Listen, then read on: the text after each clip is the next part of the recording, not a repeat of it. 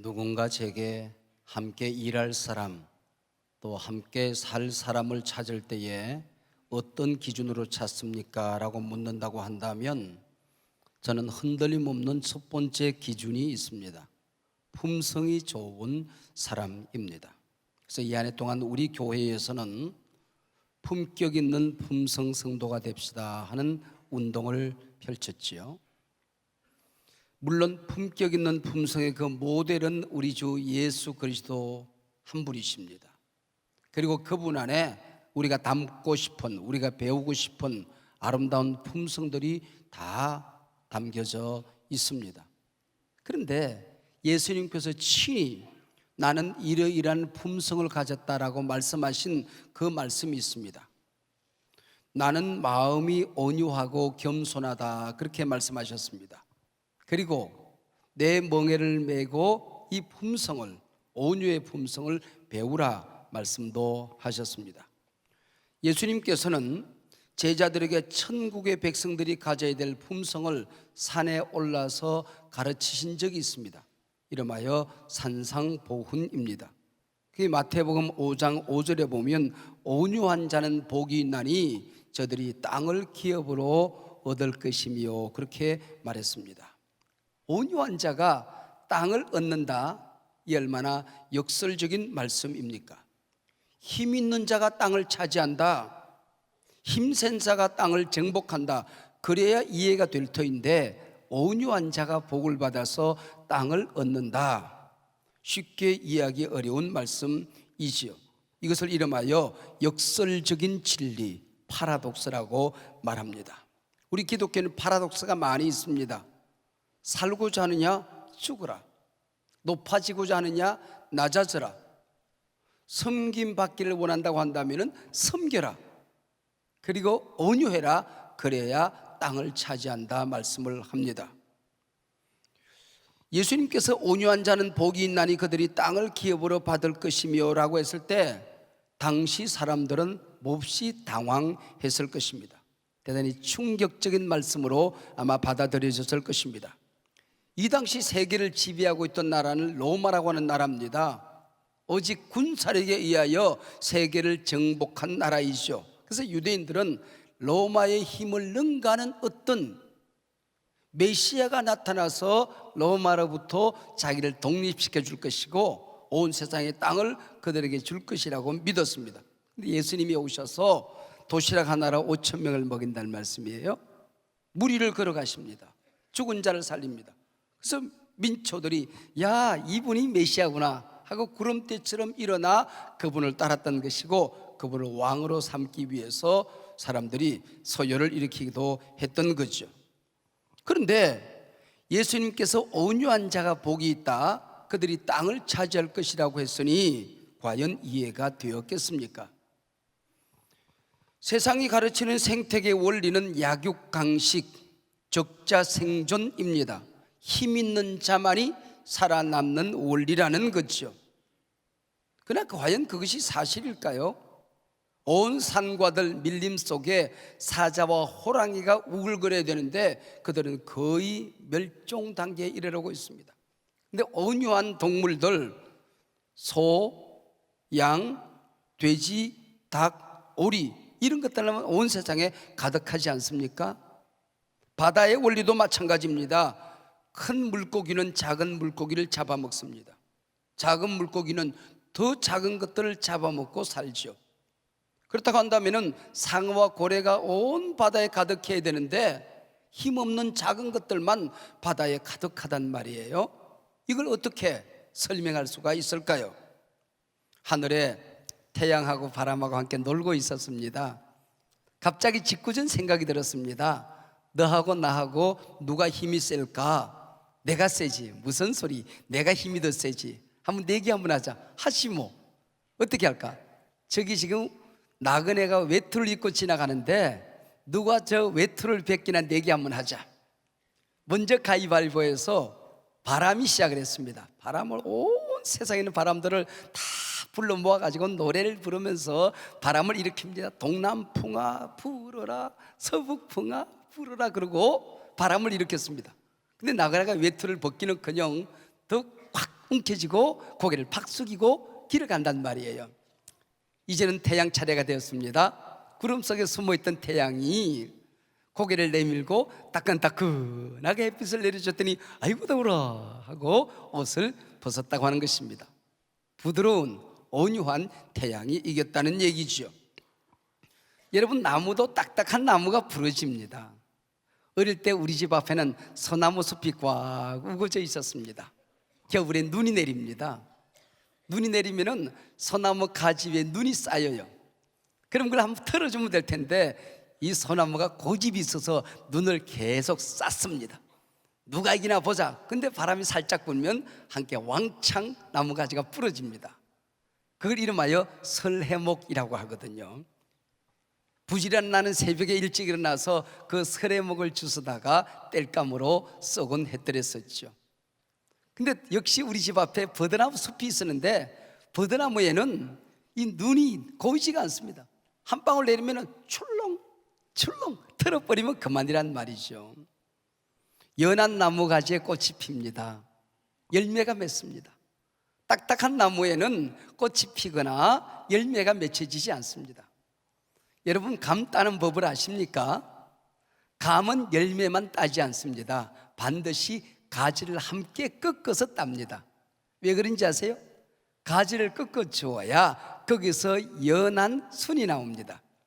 바로 그 1년생 순에서 꽃이 피고 열매가 맺히도록 되었기 때문에 그게 1년이 지난 나무가지를 꺾어 주어야 그 다음 해에도 열매가 맺혀지더라, 그런 얘기입니다. 성령님이 오시면은 우리 마음에서 굳은 살을 빼고 부드러운 살을 주신다 하는 말이 있습니다. 에스겔서 36장 26절의 말씀인데요, 또 새 영을 너희 속에 두고 새 마음을 너희에게 주되 너희 육신에서 굳은 마음을 제거하고 부드러운 마음을 줄 것이며, 여기 마음이라고 얘기했습니다마는 우리 온몸에 부드러운 살이 생긴다, 그렇게 설명하고 있습니다. 여러분, 발전된 것일수록 부드럽다는 말이 있습니다. 돌멩이보다는 식물이 부드럽잖아요. 나무보다는 동물이 부드럽잖아요. 우리 사람도 마찬가지입니다. 영성적으로 발전된 사람이 부드럽다는 것입니다. 언어가 부드러워요. 언어가 경직되어 있는 사람은 영성이 딱딱한 사람입니다. 그렇게 살다 보면 얼굴이 부드러우십니다. 예수 잘 믿는 사람의 특징은 분명합니다. 얼굴이 부드럽다는 것입니다. 뿐만 아니라 사람과 사람의 관계가 부드럽습니다. 사고방식이 부드럽습니다. 경직되어 있지 않다고 하는 것이죠. 우리 입안에는 딱딱한 이빨도 있고 말랑말랑한 혓바닥도 있습니다. 이 딱딱한 이빨에 혓바닥이 가끔 물리기도 하기는 하죠. 그러나 세월이 흘러가면서 충치 묻고 썩는 것은 이빨입니다. 여러분, 혓바닥에는 충치 먹는 법이 없어요. 이빨은 빠집니다. 혓바닥은 빠지는 법도 없습니다. 교통사고 나면 제일 먼저 부러지는 게 이빨이에요. 혓바닥 부러져서 죽은 사람은 없습니다. 여러분, 딱딱한 게 이런 것 같은데 만사에 온유한 것, 부드러운 게 이긴다고 하는 겁니다. 그러면 온유의 품성, 그랬을 때 온유의 품성이 무엇일까요? 성경에서 온유라고 기록된 이 말은 헬라어로 파라테우스, 그렇게 되어 있는데 이 파라테우스라는 말은 퍽 재미있는 배경들을 가지고 있습니다. 맹수가 동물이 싸납기도 하고 지멋대로 길이 들어지지 않습니다. 그래서 그 동물 맹수를 사람에게 순종할 수 있도록 잘 길들여 놓았습니다. 그때 사람들이 파라테우스, 잘 다듬어졌다, 잘 길들여졌다, 그때 온유하다, 파라테우스, 그렇게 말하는 것입니다. 화를 잘 다스릴 줄 아는 사람, 파라테우스 한 사람이죠. 자신의 본능적인 욕구를 잘 다스릴 줄 아는 사람, 파라테우스 한 사람입니다. 충동을 억제할 수 있는 사람, 자신이 가진 힘을 유익한 목적을 위하여 집중할 수 있도록 다듬어진 인격, 이게 바로 온유한 품성 파라테우스입니다. 우리는 온유 그랬을 때 흔히 유약한 것, 연약한 걸 생각합니다. 그러나 이 온유라는 것은 하나님의 통제를 따를 수 있는 힘을 얘기하는 것입니다. 내가 가진 힘, 권리를 하나님께 내어드림으로 그것들이 하나님을 위해서, 거룩한 유익을 위해서 쓰임받을 수 있을 때 그게 온유한 품성이다, 그렇게 말하는 겁니다. 교회에서 달력을 만드는데 금년에 11월 달의 주제가 온유였습니다. 그 온유의 정의를 그렇게 만들고 있습니다. 온유란 내 이웃과 공동체 유익과 비전의 성취를 위해서 나의 권리와 유익을 잠시 유보하거나 양보하는 모습입니다, 그렇게 되어 있어요. 잠언 기자는 자기 마음을 다스릴 줄 아는 사람이 성을 빼앗는 자보다 더 낫다, 더 위대한 사람이다, 그렇게 말하고 있습니다. 여러분, 회사를 잘 경영하는 사람 멋있는 사람이잖아요. 그러나 더 멋있는 사람은 자기 마음을 잘 경영할 줄 아는 사람입니다. 나라를 잘 다스린 사람은 위대한 사람이죠. 그러나 더 위대한 사람은 자기 마음을 잘 다스릴 줄 아는 사람이라는 겁니다. 맹수가 잘 훈련되어 주인의 유익을 위해서 그것이 잘 다듬어진 것, 이게 바로 온유입니다. 여러분, 열정이, 여러분 가진 삶의 자원이 하나님으로부터 받은 은사가 정말 하나님이 쓰고 싶을 때 마음껏 쓸 수 있도록 언제나 부드럽게 순종할 수 있도록 다듬어져 있느냐, 그런 얘기죠. 저는 어릴 때에 소를 참 잘 타는 소년이었습니다. 동네 내 친구들은 소 타기를 굉장히 무서워합니다. 더더구나 소가 좀 싸나운 소는 가까이 가려고도 하지 않습니다. 그러나 아무리 거치는 소라도 제 앞에 오면 꼼짝을 못합니다. 어떻게 하는지 아십니까? 코를 뚫어놓은 콧뚜리에다가 끈을 묶어서 뒤에서 딱 움켜집니다. 그럼 고개를 들라고 하면 땡기면은 코가 땡기니까 꼼짝을 못해요. 그리고 소 코피를 좀 길게 만들어야 됩니다. 그리고 그것을 앞발 두 개에다 딱 걸쳐 놓아요. 그래서 뛰려고 그러면은 당기면은 뛰지를 못합니다. 그리고 바짝 당기면 한 걸음도 앞으로 못 갑니다. 내가 놓아주는 것만큼만 다가닥 가거든요. 그래서 딱 등에 올라타고 콧줄에 낀 줄을 딱 움켜잡고 앞발을 딱 제어한 꽃비를 붙들고 있으면 저한테는 꼼짝없이 말을 잘 듣습니다. 그렇게 해서 얘가 알아요. 다른 사람들이 타려고 하면 뜁니다. 그런데 내가 오면 영모 온다. 그때부터 프라테우스, 온유해지기 시작하는 것입니다. 잘 다듬어 놓은 것. 그리고 내가 몇 번 타고 난 다음에는 다른 친구들이 타더라도 문제가 없어지더라고요. 자, 이때 헬라 사람들은 아무개네 소가 프라테우스해졌다, 온유해졌다, 그렇게 말하는 것입니다. 여러분, 맹수들도 사랑할 때는 그 목소리가 어흥 하는 소리가 없어요. 굉장히 부드럽습니다. 그리고 새끼를 물어 나를 때는 그 날카로운 이빨로 목을 턱 물은 것 같은데 조금도 상처가 나지 않습니다. 그 날카로운 이빨이 사라진단 말이에요. 부드럽게 사뿐사뿐 옮겨 놓았습니다. 여러분, 이 세상에 살아가다가 내 가까이 있는 온유하지 못한 성품 한 사람 때문에 얼마나 많은 사람들이 상처를 입습니까? 배우자 중에 한 사람 누군가 온유하지 못할 때에 인생의 깊은 상처를 가지게 되는 것입니다. 여러분, 어릴 때 자녀들이 받는 상처는 온유하지 못한 부모 때문에 상처를 받는 겁니다. 대학을 졸업하고 직장에 들어갔습니다. 만난 상사가 온유하지 못할 때에 정말 직장 생활에 우리는 회의를 느끼고 인생의 보람과 재미를 잃어버리게 되지 않습니까? 온유해져야 된단 말이에요. 그러다 보니까 나도 상처를 받아요. 화가 내 속에 쌓이는 말이에요. 분노가 쌓여져 갑니다. 온유하지 못해져 가고 있는 것입니다. 그래서 이 상처, 날카로운 이빨들, 그리고 분노, 화가 이게 잘 성령 안에서 말씀으로 기도로 다듬어질 때에 하나님이 나를 쓰시고 내가 어디 가든지 간에 공동체 안에서, 직장 안에서, 가정 안에서 땅을 차지하게 된다 하는 말씀입니다. 프라테우스, 이 온유란 말에 또 다른 배경이 있습니다. 감기에 걸려서 고열로 고생을 합니다. 열이 38도, 39도 왔다 갔다 합니다. 40도 왔다 갔다 합니다. 이때 열이 잘 다스려졌습니다.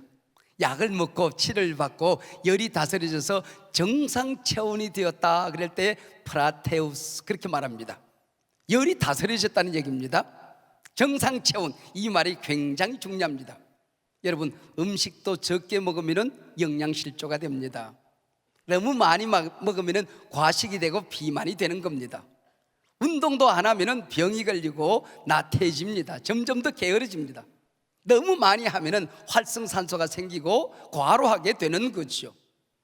우리 친구들 사이에 돈을 너무 안 쓰면 노랭이가 됩니다. 인색한 사람이 됩니다.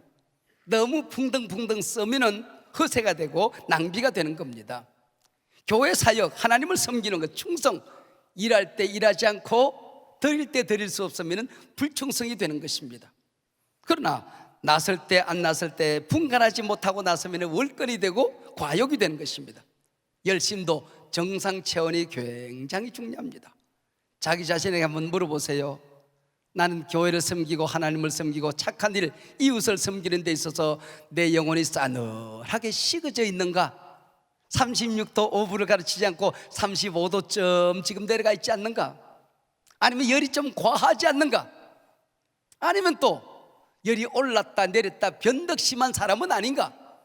이 정상체온으로 우리가 교회를 섬기고 공동체를 섬길 때 땅을 차지하게 되고 나 때문에 공동체가 행복해지더라, 그런 얘기죠. 자, 그러면은 어떻게 우리는 온유한 품성을 가질 수 있을까요? 이 온유라는 이 품성은 성령의 9가지 열매 가운데 한 가지 열매입니다. 이 온유는 예수님 안에 있었던 품성이죠. 나는 마음이 온유하고 겸손하다, 나의 멍에를 메고 내게 배워라, 우리 주님 안에 있었던 품성이죠. 자, 그래서 온유의 품성을 배우기 위해서는 믿음의 주요 온전케 하시는 예수 그리스도를 바라보고 살아야 됩니다. 예수님을 많이 묵상해야 된다는 거예요. 예수님을 배우기 위해서 기도할 때에 우리 가운데 주어지는 선물이 온유의 품성이라고 하는 것입니다. 훌륭한 목회자요 저술가였던 오스왈드 샌더스라는 분이 계십니다. 이분의 사모님이 암에 걸려서 말기암으로 마지막 생을 버티고 있었습니다.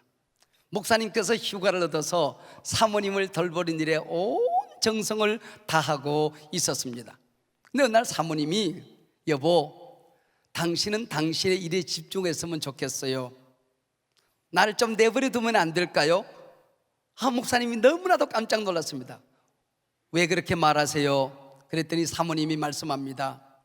당신이 나를 너무 꼭 안고 있어서 우리 주님이 나를 안을 수 있는 시간이 없으신 것 같아요. 당신이 내게 너무 잘해주니까 내가 당신을 의지하고 당신을 붙들고 있는 것 같아요. 지금 이 시간에는 내가 예수님을 붙들어야 할 시간인 것 같아요. 내가 마지막 예수님을 배우고 싶어요. 예수님과 교제하고 싶어요. 내가 조금 아프고 힘들지만은 나를 혼자 내버려 두고 당신은 당신의 일을 했으면 좋겠어요 라고 말했습니다. 그분의 저술 가운데 나오는 이야기이지요. 그리고 그 다음에 그렇게 그분은 말합니다. 우리가 인생을 살아갈 때에 참 아플 때가 있다는 겁니다. 그때에 사람을 붙들지 말고 주님을 붙들면 주님을 배우게 된다는 거예요. 인생을 살아가다가 외로울 때가 있습니다. 그때는 주님을 만나야 될 시간이고 주님을 배워야 될 시간인데 자꾸 사람을 의지하게 되면 주님이 도와줄 수 있는 시간을 잃어버린다는 것이죠. 주님을 붙들고 주님께 붙들리고 주님을 배워야 할 시간이라는 것입니다. 여러분 가운데 고통, 아픔, 외로운 힘든 인생의 여정을 지금 밟고 계신 분이 계십니까? 주님이 여러분 곁에서 함께 하시고 여러분은 주님을 배우는 귀한 시간이 되시기를 축복합니다. 말고의 귀를 자른 베드로, 십자가 밑에서 그가 온유해졌습니다. 예수 믿는 사람을 잡아 죽이는 것을 사명으로 알았던 사울이란 청년은 주님을 만났습니다. 다메섹 도상에서 그가 온유한 사람이 되었지요. 혈기로 가득했던 모세, 그가 주님을 만나고 하나님이 그를 다듬어 주었을 때에 성경은 대단히 재미있는 기록을 우리에게 남깁니다. 이 사람 모세는 온유함이 지면에서 모든 사람보다 더하더라. 옛날 번역에 보면 모든 사람보다 지면에 모든 사람보다도 승하더라 그랬습니다. 온유함이 민수기 12장 3절 말씀입니다. 2001년부터 2010년까지 직업별 평균 수명을 어느 기관이 조사를 했습니다. 조사를 했는데 대단히 재미있는 결론을 내렸는데, 온유한 품성을 가진 직업군이 제일 오래 살더라는 것입니다. 그게 1등이고, 그리고 뚝 떨어져서 나머지 뭐 나가다가, 그리고 뚝 떨어져 참 밑바닥에 수명이 가장 짧은 직업군이 어떤 거는 간에 항상 경쟁 관계 속에서 살아야 되는 사람들, 항상 남을 비판해야 되는 사람들, 뭔가 부정적인 시각을 가지고 세상을 보아야 하는 사람들, 이 사람들이 가장 수명이 짧다라는 것입니다. 여러분, 수명이 가장 긴 직업군인 뭔지 아십니까? 종교인, 목사들이 제일 오래 살 때 82세입니다. 평균입니다. 그리고 79세, 76세까지 가다가 뚝 떨어져서 69세로 뚝 떨어지는 직업군이 있습니다. 그게 비평가, 언론인, 운동선수, 체육인들. 여러분, 우리에게 뭔가 던져주는 시사점이 있지 않습니까? 온유한 품성을 원한다고 한다면 우리 주님을 묵상하고 주님을 바라보아야 된다는 것입니다. 이게 바라봄의 법칙이라는 겁니다. 어떤 화가가요, 10년 동안 매일 앉아서 개구리만 그렸더니 얼굴이 쫄쫄하게 개구리를 닮아가더래요. 산 너무 남촌에는 하는 노래를 불렀던 박재란 군사님이 우리가 마두동에 있을 때 우리 교회에 와서 간증을 하셨어요. 그분이 굉장히 재미있는 간증을 했습니다. 노래 한 곡을 히트하고 나면은 그걸 수천 번 부르기 때문에 그 히트한 노래가 자기 인생의 미래, 운명이란 말은 맞지는 않지만은 운명이 되더라, 그런 얘기입니다. 가수가 한국의 노래를 취입하려고 하면 2000번쯤 부른답니다. 히트를 하고 나면은 적게는 3000번, 많으면 5000번을 부른대요. 이 어마어마한 노래를 부를 때마다 온 감정을 그 노래에 실어서 부르지 않습니까? 그러니까 그 노래가 자기 인생이 되어버리고 말더라는 것이죠. 여러분, 그냥 지나가는 얘기로 재미로 한번 들어보시길 바랍니다. 또 이걸 가지고 또 심각하게 성경 말씀 듣듯이 듣지 말고, 또 제가 요즘 가수들이야 모르죠. 또 요즘 가수들은 슬픈 노래도 신나게 부르니까 별로 그렇게 가사하고 운명을 같이 하는 것 같지는 않아요. 그 옛날 지나간 가수들 보니까 여절한 가수들이 있어요. 일찍 죽은 가수들, 대개 죽음을 노래한 가수들입니다. 우리나라 대중가요 1호는 사회 찬미를 부른 윤심덕이라는 분입니다. 29살에 투신 자살합니다. 낙엽 따라 가버렸으니 하는 노래가 있어요. 차중락이라는 가수입니다. 가을에 일찌감치 27의 낙엽처럼 가셨어요. 마지막 잎새를 불던 배호도 29의 잎새처럼 떨어졌습니다. 남매 가수 장덕, 장현이라는 가수가 있습니다. 슬픈 약속 님 떠난 후 요절했습니다. 간다 간다 나는 간다, 너를 두고 나는 간다. 김정호라는 가수도 일찌감치 가셨습니다. 또 나 가버렸네 김현식, 우울한 편지 유재하, 다 여절한 가수들 아닙니까? 또 노래 가운데 슬픈 노래, 우울한 노래, 무거운 노래를 많이 부른 가수들은 그 삶이 우울해지더라는 거예요. 흑점을 부른 양미란 골싸움으로 흑점을 몸에 담고 일찌감치 세상 떠납니다. 패티김 이별이라는 노래를 부르고 기록윤과 이별하지 않습니까? 여러분, 신신혜라는 가수가 있습니다. 세상은 요지경 하는 노래를 불렀습니다. 세상은 작아, 여기도 작아, 저기도 작아, 작아가 판을 친다, 그런 노래인데 그 작아에게 사기를 당해서 쫄딱 망했습니다. 조미미라는 가수는 세상에서 제일 큰 라면을 노래했습니다. 무슨 라면인지 아십니까? 바다가 육지라면입니다.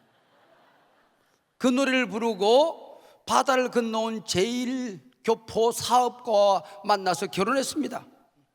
요즘은 이분이 굉장히 좀 어려움을 많이 겪고 어려움을 주었는지 어려움을 겪는지 모르지만은 송대관이라는 분이 계세요. 이분이 어렵다가 쨍하고 해 뜰 날이라는 노래를 부르고 한참 동안 해가 뜨더니 요즘 좀 어려움이 있는가 봐요. 꿈을 안고 왔단다, 내가 왔단다. 슬픔도 괴로움도 모두 버렸네.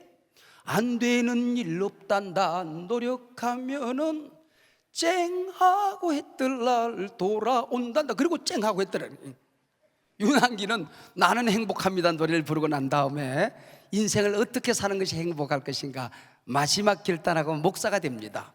그리고 찬양신학교를 세워서 교장, 총장으로서 지금도 나이가 많이 드셨는데 행복하게 사시더라고요.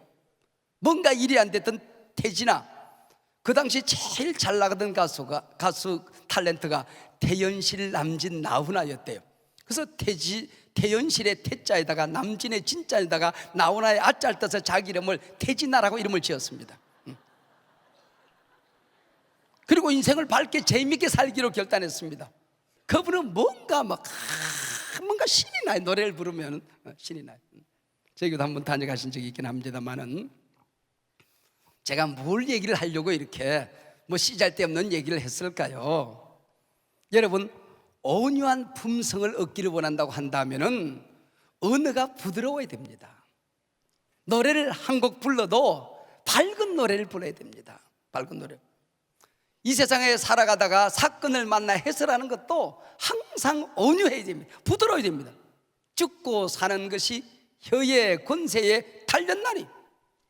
여러분, 한 사람 친구를 만나고 내 곁에 있는 좋은 사람들 만나면서 인간관계가 부드러워야 됩니다. 항상 감정대로 상대를 대하면 안 됩니다. 온유함으로 인내하고 기다려줘야 되는 것입니다. 사고방식이 유연해야 됩니다. 경직되어서는 아니 되는 것입니다. 제가 요즘 우리나라를 가만히 우리 사회를 생각하면서 이 사회적인 트라우마 때문에 우리 사회가 너무 경직되어 있다, 온유함을 잃어버렸다. 이게 우리 한국의 미래의 성장 동력을 다 지금 무너뜨리고 있습니다. 상대를 신뢰하지 않습니다. 상대를 배려하지 않습니다. 온유를 잃어버린 것입니다. 노사관계가 이렇게 대화가 안 되는 나라가 세계 어디에 있습니까, 여러분? 여러분, 대기업과 중소기업 사이에 서로가 서로에게 감사하고 서로 격려하고 서로 축복하고 아껴주면서 함께 성장하는, 이게 바로 미래 성장 동력인데 대기업과 중소기업이 이렇게 트라우마로 가득 차 있어요. 위정자들과 국민 사이에 사회적인 트라우마로 지금 모든 국민의 가슴 속에 분노가 있어요. 화가 있어요. 불신이 가득 담겨져 있습니다. 이걸 우리가 해결하지 않으면 이제는 여기까지는 열심히 사는 걸로 발전해 왔어요. 이제는 열심 가지고 안 되는 겁니다, 여러분. 더 나은 땅을 차지하는 것은 온유한 자는 복이 있나니 땅을 기업으로 얻을 것이며, 할렐루야. 온유한 백성은 복이 있나니 세계 무역 기업을 정복하는 땅을 얻을 것이요, 할렐루야. 이 백성이 지금 배워야 되는 것은 온유함입니다. 온유함. 그래야 미래가 희망적입니다. 요즘 젊은 아이들도 무슨 일이 있으면은 이걸 어떻게 긁어볼까, 어떻게 악플을 달아볼까, 어떻게 씹어볼까. 고기는 못 씹으니까 이거라도 씹어보자. 그리고 덤빕니다. 이런 아이들이 여러분 미래의 땅을 차지하지 못합니다. 여러분, 세계에 무한한 지금 기회의 땅이 펼쳐지고 있는데, 여러분, 온유한 자가 미래의 땅을 정복하게 될 것입니다. 할렐루야. 온유한 품성을 지닌 사람에게 하나님이 복을 주시는 것입니다. 여기 땅은 시시한 땅이 아니에요. 하나님이 준비해 주신 땅, 하나님이 약속한 땅을 말하는 것입니다. 새 하늘과 새 땅에서 그 이름이 하늘의 별처럼 빛나는 것입니다. 그 성전 기둥에 이름이 새겨지는 하나님이 주시는 땅을 말합니다. 나아가서 이 땅에서도 온유한 자는 땅을 기업으로 얻습니다. 아브라함과 롯이 여행을 떠납니다. 언제나 온유한 쪽은 아브라함이었습니다. 양보하는 쪽은 아브라함이었습니다. 좋은 땅을 찾아갔던 롯은 소돔과 고모라에 멸망의 땅을 바라보지도 못하고 홀홀 단신으로 도망 나옵니다. 그러나 아브라함은 땅을 얻습니다. 이삭은 블레셋에 가서 농사를 짓습니다. 거기서 블레셋 사람들의 농토를 피하여 저 멀리 사막에 가가지고는 우물을 팝니다.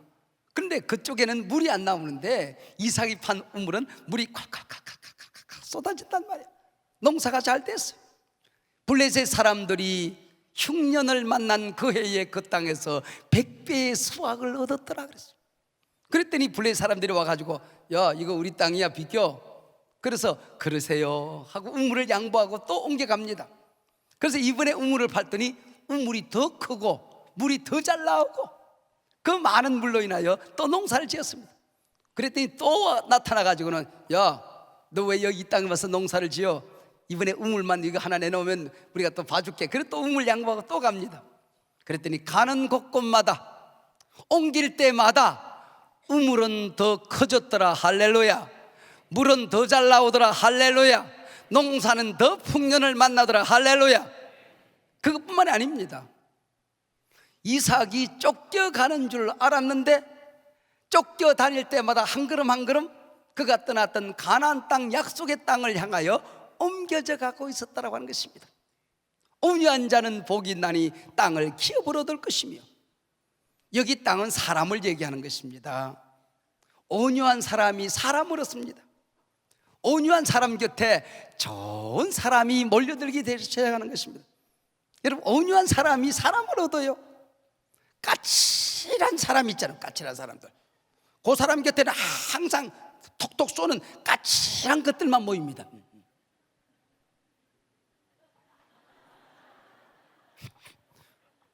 온유한 자가 직장에 들어가면요, 직장에서 땅을 얻어요. 온유한 품성을 가진 사람이 땅을 얻습니다. 말씀의 땅을 얻습니다. 하나님의 말씀을 듣는데 어떨 때는 저거 날들라고 한 얘기지, 목사님이 제가 날 보고 흥금하라는 얘기지, 요게 땅이 부드럽지가 않아요. 이게 온유하지를 않아요. 그 땅에는 축복의 씨앗이 떨어지지 않습니다. 여러분, 항상 주신 말씀, 내게 주신 말씀으로 아멘, 내게 주신 축복의 말씀으로 아멘. 그 심령이 옥토가 되었으니 말씀의 땅을 차지하는 거예요. 제가 이 말씀을 준비하고 말씀에 손을 얹고 쭉 기도하는데 온유한 품성 그랬을 때 머릿속에 한 분이 지나갔어요. 한 분이 지나갔어요. 그분이 누군가 하니 뭐 더 온유한 분이 많이 있겠지만은 내가 만난 내 인생에 온유한 품성을 지닌 한 분의 얼굴이 이렇게 지나갔어요. 그분이 내 어머니입니다. 내 어머니. 내 어머니는 어릴 때부터 나를 양육하면서 나를 빚어 만드시는 당신의 칼이 온유의 칼이었습니다. 항상 온유했습니다. 고등학교 3학년 제가 학생회장을 했잖아요. 그런데 학교에서 서클 활동을 이것을 다 없애야 되겠다 그렇게 생각하고는 서클에 안 들어가면 그 회장이 안 되는 거야. 그런데 이제 내가 회장이 됐다는 얘기는 이미 서클이 있다는 거거든. 그래서 서클을 제가 하면서 저를 퇴학을 시키고 많은 학생들을 서클 활동하는 사람들을 무기징역시키고 그렇게 했어요. 제가 시골에 가서 어머니와 함께 예배를 드리고 찬밥 말아 먹으면서 어머니에게 얘기했습니다. 엄마, 놀라지 말고 들어. 그리고 자초지종을 쭉 얘기했더니 얼마나 우리 어머니 놀랐을까요? 놀란 기색을 전혀 내지를 않으시는 거예요. 그리고 어깨 톡 한번 치더니 우리 아들 놀랬겠다, 나랑 농사짓고 한번 놀아보지 뭐. 우리 어머님은 그렇게 늘 말씀하셨어요. 제가 결혼하고 34년 동안 내 어머니를 모시고 한 집에 살았습니다. 그런데 아들인 저에게, 당신의 며느리에게, 내 아이들 그 손주들에게 한 번도 나무라거나 큰 소리 내거나 꾸중하거나 섭섭정을 드러내본 적이 없어요. 이 아들이 뭐가 그렇게 마음에 드는 구석이 많이 있었겠습니까? 며느리가 어찌 칭찬 들을 일만 있겠습니까? 꾸중할 일이 왜 없겠습니까? 손주 녀석들 나무랄 일이 왜 없었겠습니까? 그러나 단 한 번도 힘든데 쉬어라, 신방 갔다 오고 교회 섬기느라고 얼마나 힘드냐, 좀 놀면서 해라, 아프지 마라, 병 날라, 평생 내 어머니의 말은 그겁니다. 누구에게도 부정적인 얘기를 한 적이 없습니다. 섭섭정을 드러낸 적도 없습니다. 아들이 내게 자부인 제 아내에게 뭘 요구해 보신 적도 없습니다. 어머니 쉬세요, 어머니 노세요. 그래도 몰래 밥 지어 놓으시고, 몰래 김치 담아 놓으시고, 몰래 빨래해 놓으시고, 항상 그러시던 분이었어요. 그분이 몇 년 전 별세하셨는데, 여러분과 제가 함께 장례를 치루었잖아요. 장례 치루올 때 많은 어르신들, 우리 어머님 친구분들이 그러시더라고요. 복받은 할망구다 그러시더라고요. 복받은 할망구다. 온유한 자는 복이 있나니. 그 가난했던 과부 할머니가 땅을 차지하는 모습을 보았던 것이죠. 여러분, 강한 자가 이기는 것이 아닙니다. 온유한 자가 복을 받습니다. 여러분 곁에 많은 상처 입은 사람들은 나의 온유하지 못한 품성 때문입니다. 오늘 이 시간 하나님 앞에 나의 모든 것을 내려놓고 온유로 복받는 이 시간 되시기를 바랍니다. 기도하겠습니다. 하나님 아버지, 고맙고 감사합니다. 오늘 하나님께서 주시는 이 온유의 복을 우리 모두가 받게 하여 주시옵소서. 예수님 이름으로 기도하옵나이다. 아멘.